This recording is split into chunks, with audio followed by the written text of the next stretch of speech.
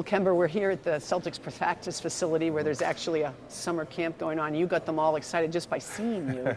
So I know you've had a nice welcome here. Just tell us what it's been like to walk into Boston and to feel the love, so to speak. It's been amazing.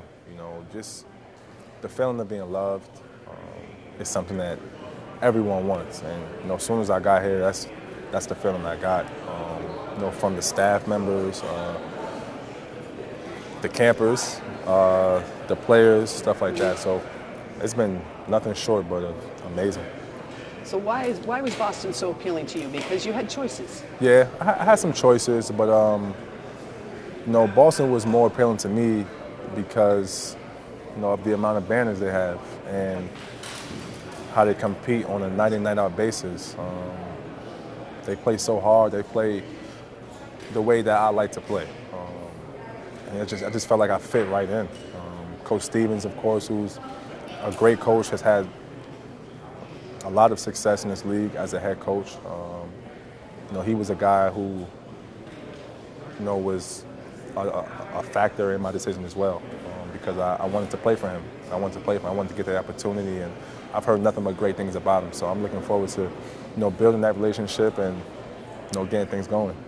So it was a tough year for Brad Stevens. Yeah. Tough year for the Celtics. I wonder if he talked with you about that. He was someone I think that everybody thought was a rising star. I happen to think he still is. Yeah. But I wonder if he talked to you at all about some of the struggles his team had last year. He has, but you know, I think I'll come in and I wouldn't say, well, I would say, I think I'll come in and change things. You know, just because of the kind of person I am.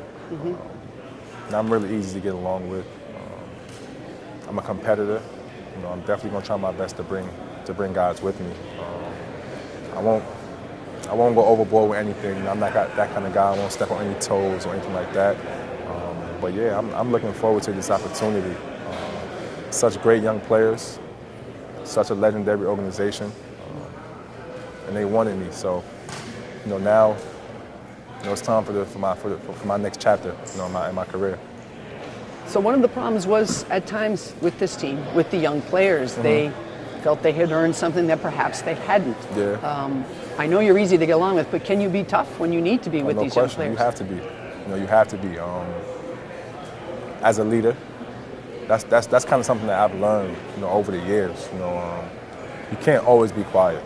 You know, if there's something to be said, you know, you can say it, but you know, it's ways to say things. You know what I mean? And I would never say anything to harm a guy or to bring a guy down. And that's one thing I want the guys to know about me. Like, if I say something, I mean it. You know, it's not to be mean or to be spiteful. It's all, you know, it's all positive. It's all positive. So you know this is going to happen. There's going to be some comparisons to you all year long to the point guard that left, Kyrie Irving, a terrific talent, but who had some issues here with leadership. And how are you going to deal with that? It's fine. It's okay. I mean, I guess it's going to come with the territory. You know, it wasn't a great year for those guys last season, and there's always so much expectation, you know, with this organization, and things didn't go well. So, you know, now that, you know, I'm coming in, I'm taking Kai's place, I know I'm going to be asked questions about him and things like that, but, you know, it just didn't work out. You know, it happens. It happens so much in this league. Like, I understand we know how great of a player Kyrie is, but like I said, it just didn't work out. And you know, hopefully, you know, I can come in and it works out. That's my plan. I hope it works out. But you know, you can't tell the future. You know, you never know what's going to happen. But you know, through hard work and dedication and, you know, us working together, hopefully we can get things back on track. I'm sure you know Kyrie. You guys all know each other. Did you talk to him at all before you made this decision? No, I haven't. I don't talk to guys much, you know, when it comes to, you know, making decisions. I like to make decisions on my own for the most part. But yeah, I haven't got a chance to talk to him, especially coming into this situation. Yeah, it was something I kind of wanted to do on my own. And I just think I have so many ties in this area. I'm from New York, which is a 4-hour drive, maybe a 30-minute flight, maybe. I went to UConn, which is an hour and 30 away from here. So just perfect. You know, it was just the perfect situation and the right fit, perfect timing. You know, everything happens for a reason. So Boston was the clear-cut favorite. It felt, at least to me, from the beginning. I wonder if, you know, I'm curious about Charlotte because it appeared as though that Charlotte was going to keep you, that they wanted to keep you. I wonder how disappointing it was for you that maybe they didn't make the offer that perhaps they should have or that you would have liked. Yeah.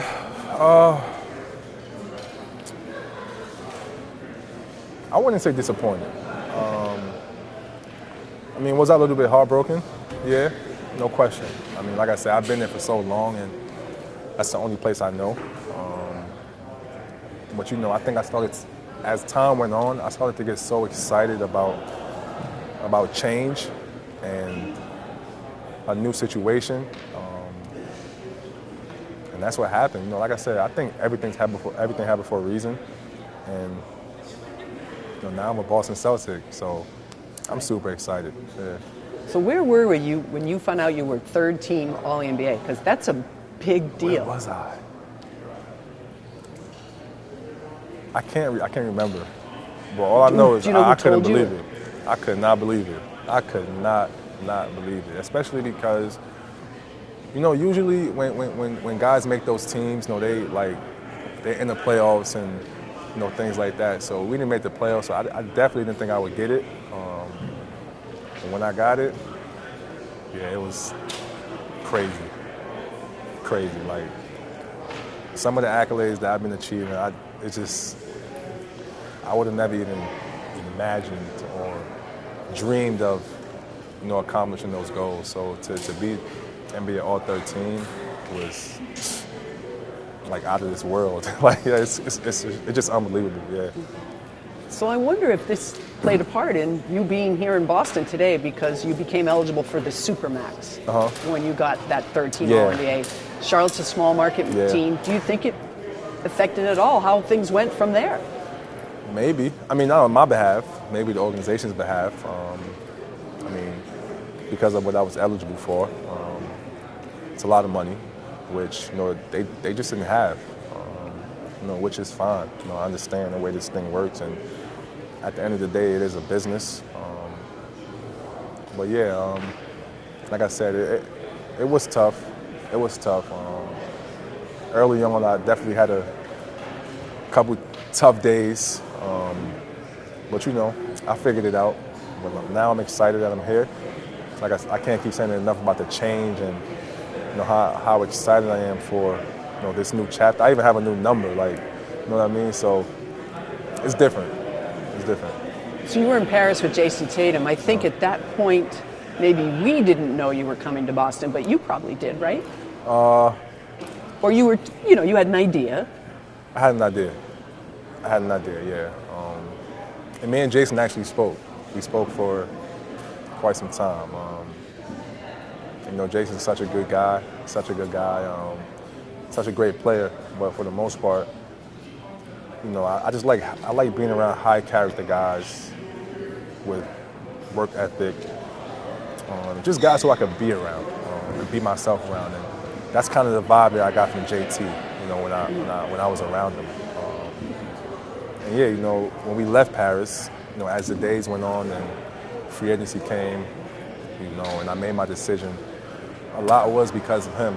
And really? Yeah, it was. What were some of the things that you just the kind of person he is. Like, he's just such a good dude. He's young, and I think he's very mature for his age. And yeah. So what did he say to you in Paris that made you think, not only do I like him, but I bet, like, I'm sure he was saying, come here, this is what'll happen. Not really. He didn't say come here at all. You know, it was more so about the city, about the fans, you know, the atmosphere, and Coach Stevens, and, you know, some of the players on the team last year, how things went, and, you know, just stuff like that. Not once did he say come. Not once. Well, that's surprising to me. Yeah. It's really interesting. Not once. And you mentioned you were in Africa with Jaylen Brown. So was that 2 years ago? That was two years ago, yes. So tell me about your impressions of him long before you ever know he's going to be your teammate. He's a great kid. He's a great kid.